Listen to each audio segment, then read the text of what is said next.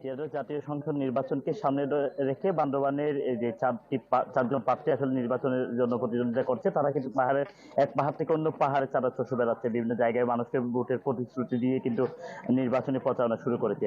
আমরা দেখেছি গতকাল বান্দরবানের বিভিন্ন এলাকাতে সন্ধ্যা পর্যন্ত এনসিপির যে প্রার্থী রয়েছে আবু সাইদ মোহাম্মদ সোজাউদ্দিন, তিনি তার প্রচারণায় ব্যস্ত সময় পার করছেন এবং তার সাথে আমরা কথা বলছি। তিনি আমাকে জানিয়েছে বান্দরবানের দুর্গম উপজেলাগুলো থেকে তিনি প্রচারণা শুরু করার কারণে এখনো পর্যন্ত বিভিন্ন উপজেলায় তিনি প্রচারণা চালাচ্ছে এবং তিনি ব্যাপক পরিমাণে সাড়া পাচ্ছে বলে জানিয়েছে। আমরা অন্যদিকে কথা বলছি বিএনপি যে প্রার্থী রয়েছে সাসিংপুর জেরি, তার সাথে তিনি আমাকে বলছে প্রচারণায় তিনি ইতিমধ্যে রংছড়ি, রুমা, তানসির বিভিন্ন জায়গাগুলোতে তিনি প্রচারণা ব্যস্ত সময় পার করছেন।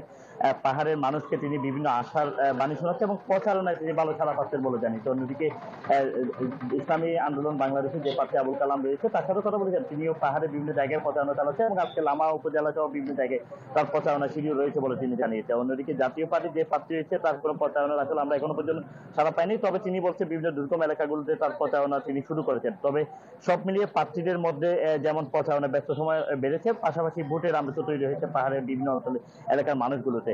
তো প্রার্থীরা যেটি বলছে, তারা একটি সুন্দর পরিবেশ তৈরি করে যদি নির্বাচনে যে অবাধ সুস্থ পরিবেশ রয়েছে সেটি যদি আগামীতেও অব্যাহত থাকে, তারা প্রত্যেকে জয়ের ব্যাপারে আসলে আশাবাদী বলে তারাই জানিয়েছে। আমরা কথা বলেছি রিটার্নিং কর্মকর্তার সাথে, তিনি আমাদেরকে জানিয়েছে নির্বাচনের সকল ধরনের প্রস্তুতি ইতিমধ্যে নেওয়া হয়েছে।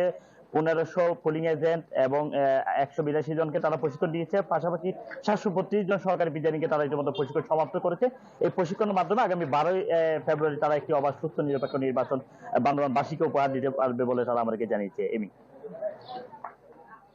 ইয়াসিন, আপনাকে ধন্যবাদ। দর্শক, বান্দরবানের নির্বাচনের প্রচারণা খবর জানাচ্ছিলেন ইয়াসিনুল হাকিম।